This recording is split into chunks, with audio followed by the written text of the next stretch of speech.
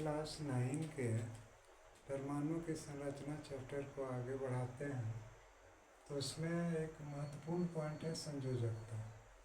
संयोजकता का मतलब होता है संयोग करने की क्षमता। इसको समझना इसलिए ज़रूरी है क्योंकि आपको ये पता चलेगा कि धातुएं या अधातुएं अभिक्रिया क्यों करती हैं, किस तरह एक दूसरे से संयोग करती है। तो कौन धातु किस तरह से संयोग करती है, कौन अधातु किस तरह से संयोग करती है, जो अक्रिय गैस है वो क्यों नहीं संयोग करती है, किसी से अभिक्रिया करती है। तो देखिए, संयोजकता का मतलब होता है, याद रखिएगा कि कोई भी तत्व अपना अष्टक पूरा करने के लिए, अपना अष्टक पूरा करने के लिए ही वह संयोग करता है। चूँकि अक्रिय गैसों का अष्टक पूरा होता है इसलिए उन्हें इलेक्ट्रॉन देने या लेने की ज़रूरत नहीं पड़ती है। समझ गए इसमें? तो अक्रिय गैसों हीलियम, नियोन, आर्गन, क्रिप्टन, जर्नल, रेडन को छोड़ करके बाकी किसी के सबसे बाहरी कक्षा में 8 इलेक्ट्रॉन नहीं होता। वह 8 इलेक्ट्रॉन प्राप्त करने के लिए या तो इलेक्ट्रॉन देता है या इलेक्ट्रॉन लेता है। ठीक है, तो इसको मैं कुछ उदाहरण के द्वारा समझाना चाहता हूँ। यानी वो अपना अष्टक पूरा करने के लिए जितना इलेक्ट्रॉन देता है या लेता है वही उसकी संयोजकता होती है। अब मैं उदाहरण के द्वारा समझाना चाहता हूँ। जैसे सोडियम का परमाणु संख्या 11 है। इसको सजाएंगे तो क्या होगा, 2 8 है। सबसे बाहरी कक्षा में 1 इलेक्ट्रॉन है। अब इसको अष्टक पूरा करने के लिए 7 इलेक्ट्रॉन लेना पड़ेगा या 1 इलेक्ट्रॉन देना पड़ेगा। तो इसके लिए आसान होता है, 1 इलेक्ट्रॉन दे देता है। तो 1 इलेक्ट्रॉन दे देता है तो उसके पीछे की जो कक्षा है उसमें 8 इलेक्ट्रॉन हो जाता है।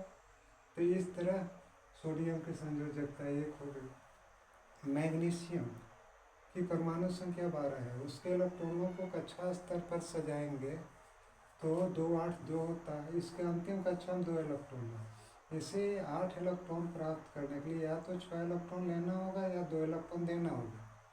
तो 2 इलेक्ट्रॉन आसान है इसको देने के लिए। ठीक है, तो यह 2 इलेक्ट्रॉन त्याग देता है, इसलिए इसकी संयोजकता 2 हो जाती है। ताकि 2 इलेक्ट्रॉन त्यागेगा तो अंतिम कक्षा में 8 इलेक्ट्रॉन यहाँ बचता है। अब देखिए अधातु की कुछ बात है। सल्फर जिसकी परमाणु संख्या 16 है, कक्षा स्तर पर सजाते हैं तो 2 8 6। इसको अष्टक पूरा करने के लिए या तो 2 इलेक्ट्रॉन लेना होगा या 6 इलेक्ट्रॉन देना होगा। तो इसके लिए 2 इलेक्ट्रॉन लेना ही आसान है। तब अंत में 6 और 2 8 इलेक्ट्रॉन हो जाता है। तो इसकी संयोजकता 2 इलेक्ट्रॉन लिया है, इसलिए इसकी संयोजकता 2 हो गई। क्लोरीन की परमाणु संख्या है 17। इसको अगर हम कक्षा स्तर पर सजाएंगे तो 2 8 7 इलेक्ट्रॉन होता है।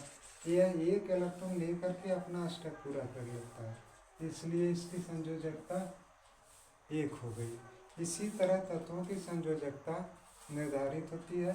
संयोजकता 1 2 3 या 4 तक ही होती है। ठीक है, अब यहाँ अगला एक पॉइंट है, थोड़ा सा इधर हम घूम रहे हैं।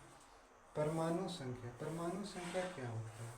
आप जानते हैं किसी भी तत्व के परमाणु में नाभिक होता है। नाभिक में 2 परमाणु कण होता है, प्रोटॉन और न्यूट्रॉन। तो परमाणु संख्या का मतलब किसी तत्व के परमाणु के नाभिक में स्थित प्रोटॉन की संख्या को हम लोग परमाणु संख्या कहते हैं। इसे Z द्वारा सूचित किया जाता है।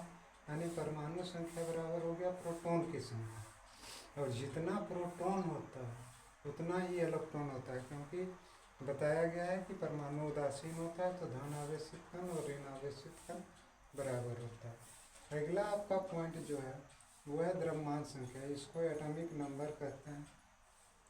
इसकी परिभाषा है किसी परमाणु के नाभिक में स्थित प्रोटॉन और न्यूट्रॉन की संख्या के योग को, यानी ये दोनों को जोड़ देंगे, प्रोटॉन और न्यूट्रॉन की संख्या के, तो जितना आता है वही उसकी द्रव्यमान संख्या होती है। इसको ए से सूचित करते हैं। तो द्रव्यमान संख्या ज्ञात करने का क्या फॉर्मूला हुआ, प्रोटॉन की संख्या प्लस न्यूट्रॉन की संख्या। और प्रोटॉन की संख्या किसके बराबर होती है, तो परमाणु संख्या। तो द्रव्यमान संख्या बराबर क्या हो गया, परमाणु संख्या प्लस न्यूट्रॉन की संख्या। एक चीज ध्यान दीजिएगा, किसी भी तत्व के परमाणु में जितना प्रोटॉन होता है उतना ही इलेक्ट्रॉन होता है। न्यूट्रॉन की संख्या अलग अलग हो सकती है। अगले वीडियो में मैं आपको समस्थानिक और संभारिक के बारे में बताऊंगा। प्लीज़ लाइक कीजिएगा और सब्सक्राइब कीजिएगा। आपको ढेरों मटेरियल मैं उपलब्ध कराऊंगा।